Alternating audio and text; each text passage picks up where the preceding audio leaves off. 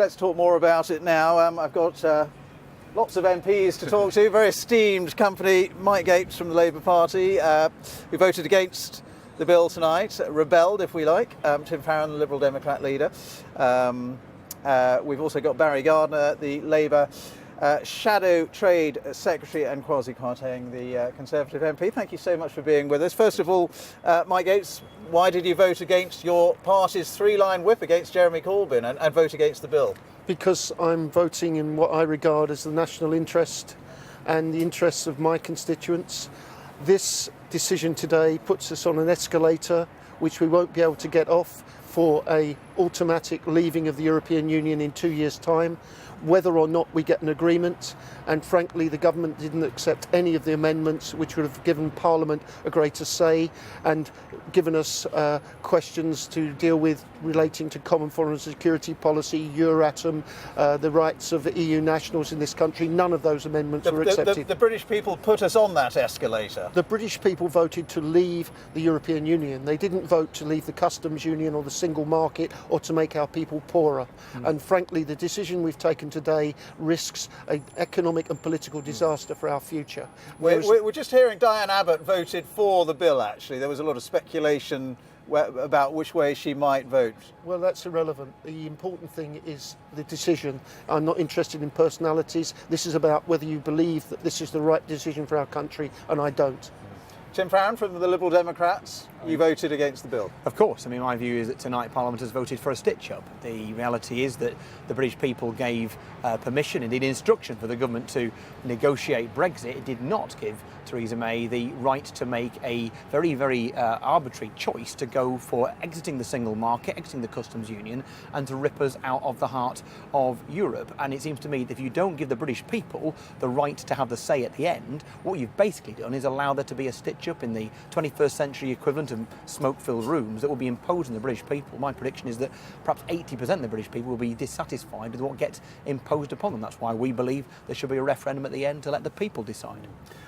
Well, some people say the people have decided. They decided on June the 23rd. Yeah, and they gave permission for the Prime Minister to negotiate Brexit. What I think we need to remember is this was not the government enacting the will of the people. If you were being generous, they were interpreting the will of the people, more likely twisting it to something that even Nigel Farage didn't want, because remember, for years, he argued that Britain should be in the single market if outside the EU. So if Theresa May has made Farage look like a moderate tonight, my goodness me, she has divided the country. Barry Gardiner from the Labour front bench. What's happened to Labour Party discipline? We're hearing more than 50 Labour MPs voted against the bill, against Jeremy Corbyn's three-line whip. Look, first of all, I think the country has embarked on a course tonight that will make us poorer, that will make us more divided, and that will ultimately make us less kind to one another. But you voted for it. And the only salvation that I can find in us voting for this tonight is that what we did do as parliamentarians is say that democracy trumps all. And that's really significant for me. And it's significant for my party. Because we as Social Democrats, I sometimes think that Tim's forgotten the second word of his party's name.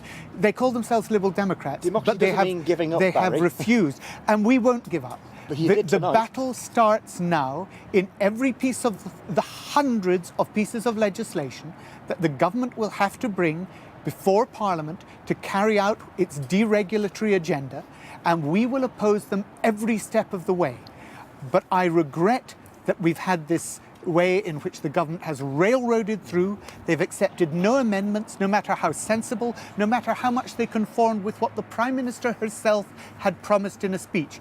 That means if she doesn't allow it to be voted on in Parliament, how sure can we be of those promises? We can't. Kwasi Kwarteng, you look like a happy man tonight. I am, actually. I mean, it's very sad to hear the whining and droning. There was an election on the 23rd, as you pointed out. 52% of people in Britain across the country voted out. 3 of the 4 panellists here voted in, so they have their particular axe to grind. And look, the only way we could leave the EU was by voting to trigger Article 50. And that's what Parliament did tonight on a majority of 4 to 1. 4 MPs to 1 voted to trigger Article 50. And that is what a democracy looks like.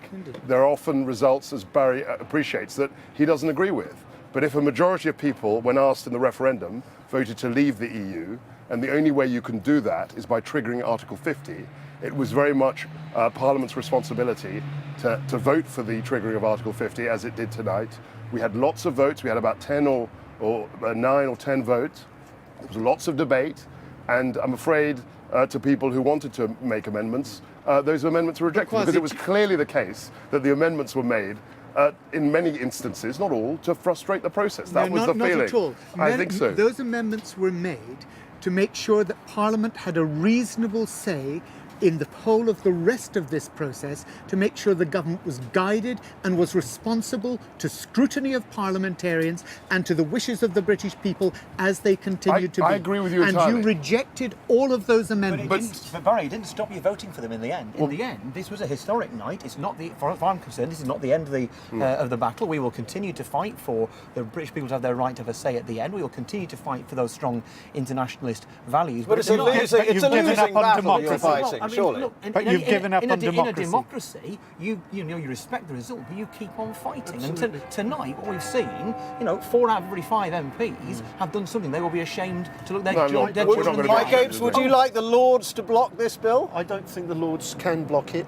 No. I think it's important, however, that we recognise that this issue about whether Article 50 can be stopped, whether we could have a vote in a meaningful time before the implementation and the agreement by the whole 27 other countries and the European Parliament. And if we reject the terms that are negotiated by Theresa May, Parliament should then be able to say, go back and get better terms. The problem is that Parliament can't and shouldn't stop this, but the British people could. Very I'm sure briefly. that ship has sailed. Okay. I think Mike and others are in denial, frankly. I think it was a very clear mandate last June, and the government has acted upon Not it. hard to leave the There'll- EU, there'll- not there'll to be- leave the customs There'll union be or the endless single debate. market. We've had 60 hours of debate already on these issues. There will be endless debate in the next 2 years. I'm sure Mike and others will participate in those debates, and Parliament will not be sluggish in actually having a say. We're going to have lots of debates. We'll be on programmes like this, but the critical step to trigger Article 50 has been made, and that's great. Briefly, Barry Gardiner, Diane Abbott, as I said, voted with the front bench with Jeremy Corbyn. Are you pleased about that? Well, look, I would that all my colleagues maintain party discipline, of course. But do you respect the right of people like Mike Gapes to vote with their conscience? Look, I absolutely respect the way my colleagues have behaved in this. You have to understand that we are a party that actually is incredibly representative of where the country is. The country is deeply divided. 2/3 of our MPs represent seats that voted to leave, yet 2/3 of our voters actually voted to remain. Of course, there are huge principles about listening to one's constituents versus listening to the democratic will as expressed in the referendum. Mike has made a principled decision. I've made a principled decision. We have to respect each other as But Tim comrades. Farron, the British people made a decision. That's Yeah, the they did. bottom That's line, right. surely. And in the end, a good government needs a good, strong opposition. And sadly, at the moment, they do not have one. And in a democracy, you respect the result, but you do not wave the white flag and give up. And we will not be waving the white flag. All right, we're going to have to leave it there. Gentlemen, thank you very much indeed for talking to us.